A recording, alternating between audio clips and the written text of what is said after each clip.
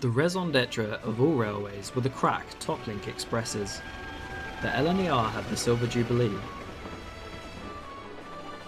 the LMS the Coronation Scot, the Southern had the Golden Arrow, and of course the Great Western had the Cornish Riviera Express. We, on the island, had the Wessex Wyvern Express, colloquially known as the Wyvern. Originally an express to link us to the mainland, the train started from Alfredston and called at New Harlech and terminated at Cardiff. Timetables for the rest of the island's services were drawn up with this service in mind, and throughout the years the motive power and destination changed. From the Dean Singles to the Churchwood Stars and Colic Castles, even the odd deputising hall has hauled this flagship service. However, the post-war years really saw it come into its own. Having been cancelled throughout the war, I wanted the return of the Wessex Wyvern Express to be a truly special occasion. Mr. Hawksworth of the GWR had already designed and built the majority of his fleet of Super Pacifics, and I wanted to cash in. Bringing a Cathedral in on trial, I ran the service with a full rake of the new Hawksworth coaches. The run was a veritable success, and with the fledgling BR desperate for more money, myself and Lord Dexby managed to persuade them to allow the building of 2 more of the successful cathedrals. I bought the plans and built them at Alfredston Works. The locos numbered 8020 Alfredston Cathedral and 8021 Bexford Cathedral. They were both built simultaneously and outshopped together in April 1948. Their primary jobs were to run express services between their aforementioned cities and London. Fast, non-stop runs were key to their work, and as well as this they ran services between Alfreson and Bexford to keep links between our great networks alive.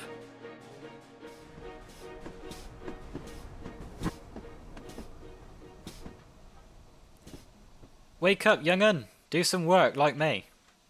You best hope you aren't still attached to the coaches when I back down in a bit, or you're coming all the way to London. You can try catching me. I reckon it won't work. You need to take it easy. It was only a general overhaul, nothing major that I haven't already ironed out. Oh, is that so? I mean, it was just lucky there were spare parts lying around from when Redwick was built. Shame they didn't have a spare paint pot of proper green. What the hell have they done to you? Look, I saw it on one of my brothers and thought it looked alright. I'll probably ask to get it changed again when I go in for my next overhaul.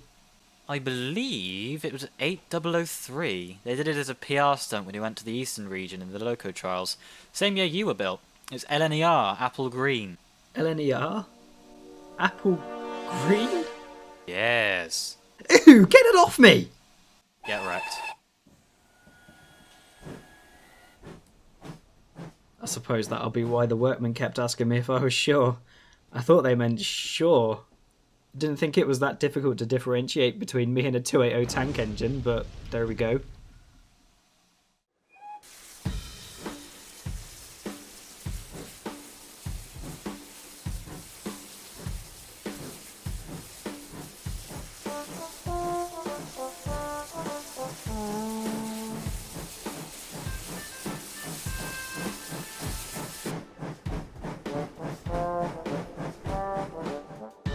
Alfredston, still seething from his newfound knowledge, backed onto the coaches in the station.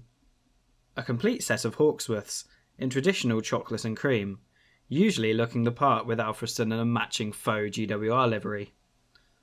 I was down to travel on this service as I had business in London that day. I also ensured that I'd be around just in case something went wrong. Imagine my surprise when I walked up to the front of the train to see my express passenger loco painted completely differently. What in the name of William Stanier has happened to your paintwork? Halloween's not this month, Alfred. Thanks, I hate it. I see you've been spending my money wisely. How do you feel after your overhaul? I do not. Okay, but seriously, apart from feeling like a right idiot wearing this moronic livery, yeah, apart from that, well, it seems like they did a good enough job, but the conditions in that workshop aren't exactly ideal. Yes, I'm working on that. Considering I'm not even supposed to be doing overhauls, or actually anything at all in there, we're doing the best with what I have. Oh, here comes that insufferable Seaforth.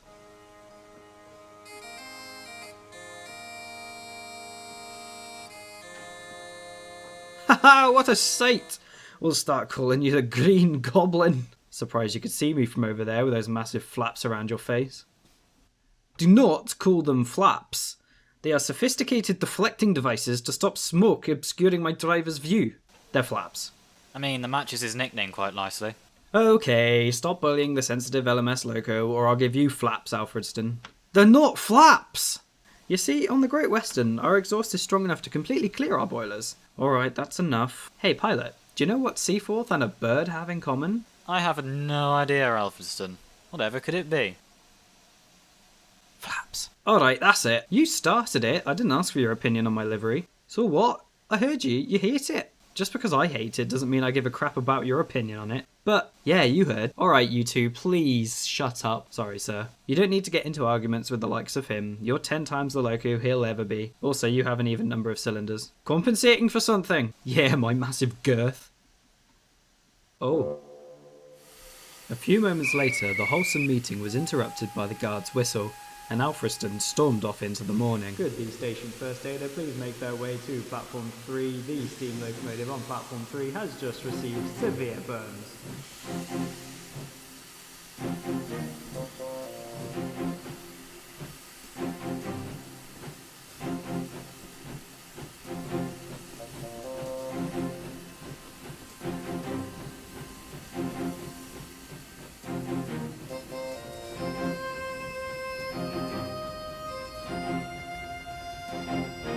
He was quickly up to speed, passing through Retford Junction before a quick stop at New Harlech.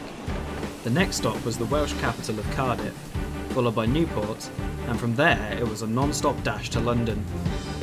Alfreston came into his own on this stretch of line, as his top speed could be reached and maintained for miles and miles, his heavy load no issue whatsoever.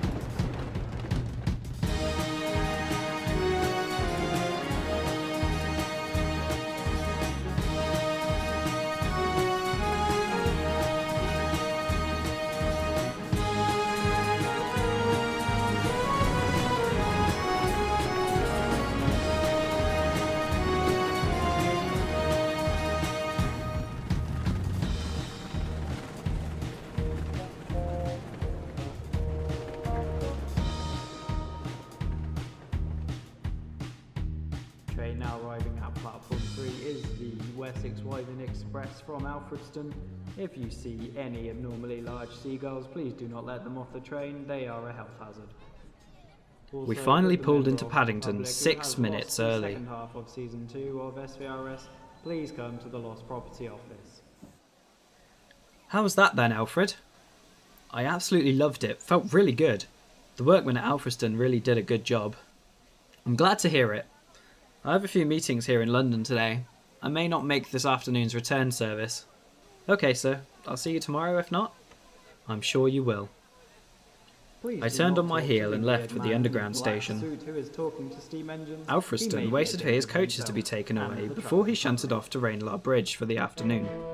This small depot catered for locos who weren't staying for too long in the capital. They'd be cold, watered and sent on their way. If they were lucky, they may get a small check over. Alfred? Goodness me, it is you! I thought we had some exchange trials going again. Ugh, Fred, please don't. What possessed you to follow in Exeter's footsteps, eh? I have absolutely no idea. All I know is I'm stuck like this now. Stuck? Surely you can just ask for a repaint again. Use the Bank of Lord Stavell, you know. Unfortunately not. I've just come out of overhaul, so Stovey won't pay for another coat of paint. Says I've spent enough of it already. I should say, that's not a cheap paint scheme you've got there. Oh, want to know about cheap? The workers at Alfreston use leftover parts from Redwick. I see no issues there. We do that all the time at Swindon Works. Yeah, but I think there's something wrong with the inside motion I've been given. Nonsense, just needs running in. Couple of blasts between here and Alfreston ought to do you well. Did Lord Stavell not run you in on a local service or two first?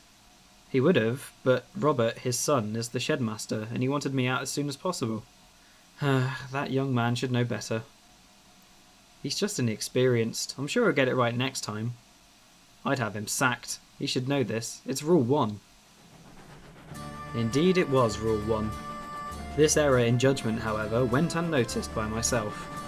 F.W. Hawksworth was readied for his next train, and quickly departed, giving Alfred a cheery goodbye. Alfred dozed in the afternoon sun, and before long he was called to the station to get to the head of his train.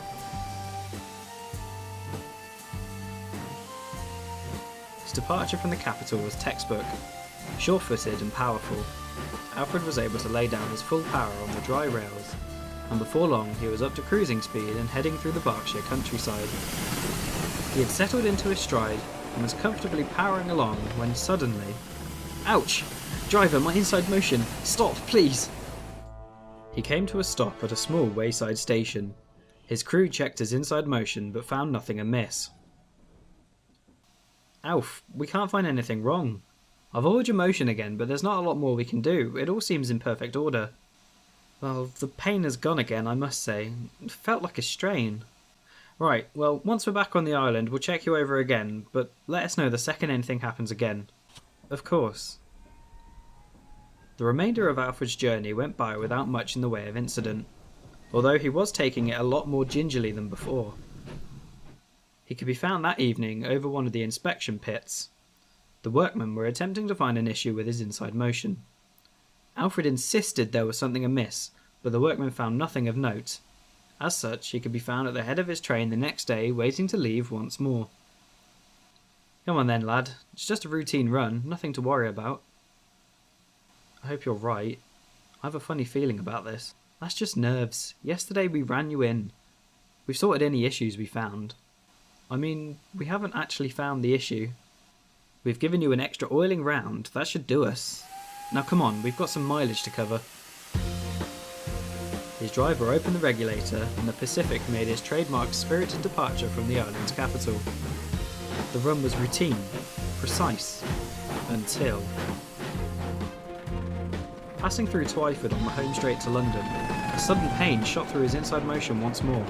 His speed meant that he had hardly any time to react, and as quickly as it had begun, the pain grew in magnitude. There was a huge crack, and he came to a sudden, undignified halt. The pain was unbearable, and he winced as his driver checked him all over.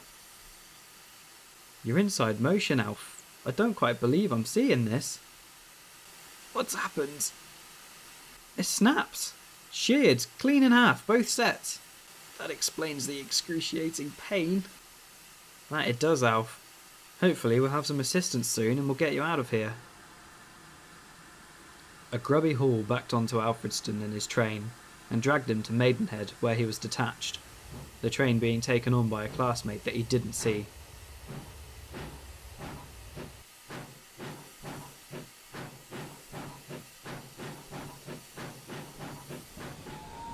The hall dragged him slowly all the way to Oldwick Common.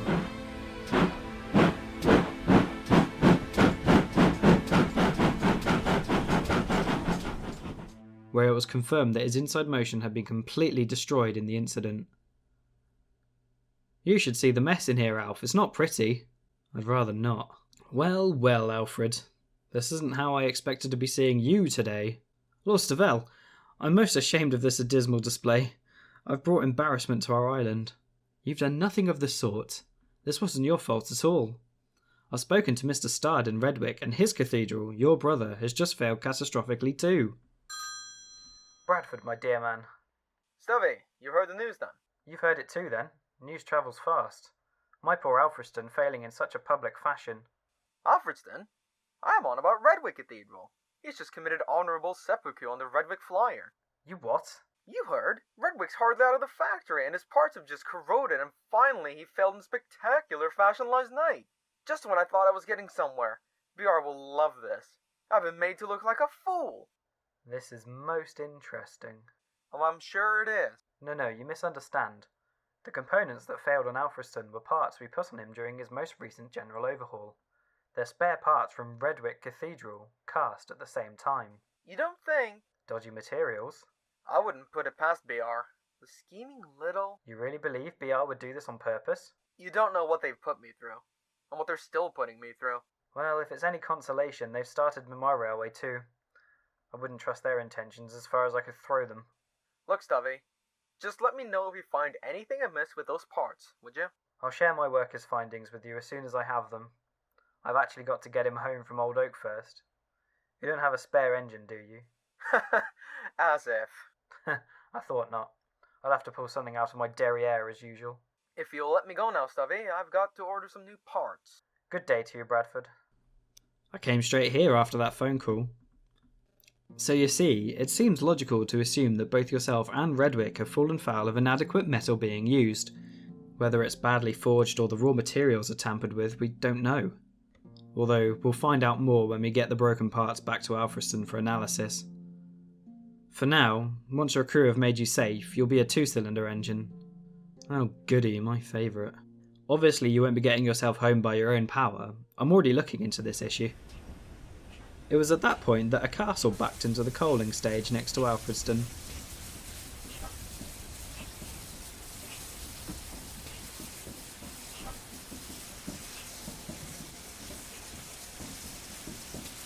Well, fancy seeing you two here.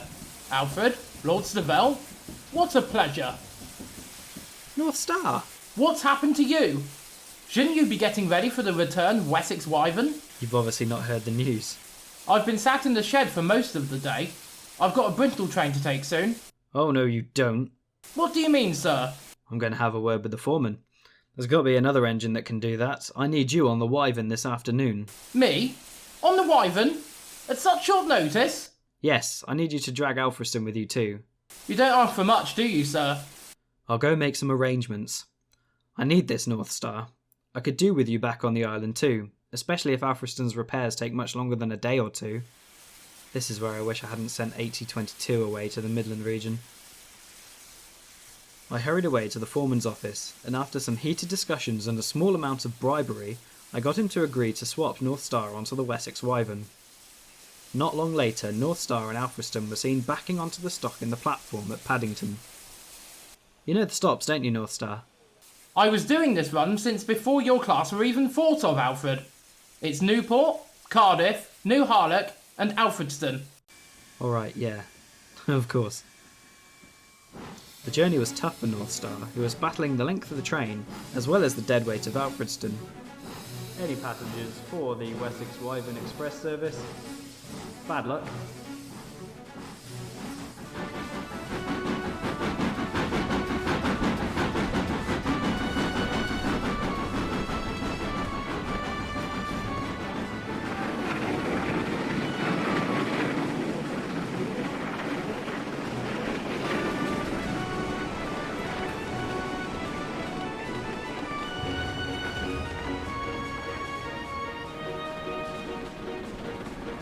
You need to shed a few tons, Alfred. I'm not fat.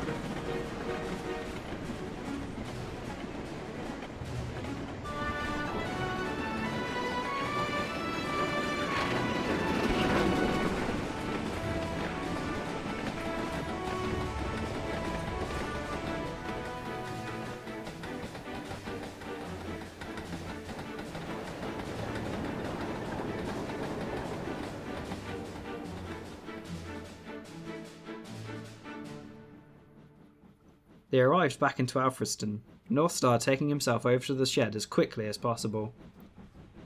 Alfredston had to wait till Pilot had shunted the coaches before being picked up and taken to the shed.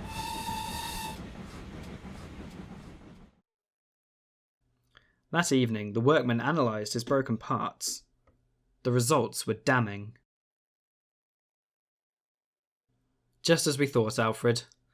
The metal comprising your inside motion is not fit for use. It's brittle, and it seriously took hardly any effort to bend and snap what was left of your motion in the workshop. Do you think it's sabotage? More like incompetence.